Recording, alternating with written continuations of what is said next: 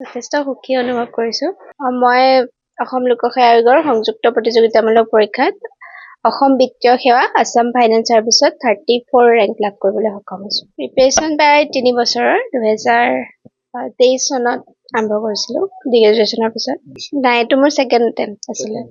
এই ক্ষেত্ৰত মোৰ মা দেউতা, শিক্ষাগুৰুসকল আৰু শুভাকাংক্ষীসকলেও যথেষ্ট সহায় আগবঢ়াইছে।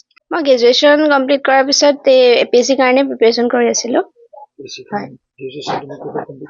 গ্ৰেজুৱেশ্যন মই নগাঁও মহাবিদ্যালয়ৰ পৰা। মই পোনপ্ৰথমে চৰকাৰক ধন্যবাদ জনাম।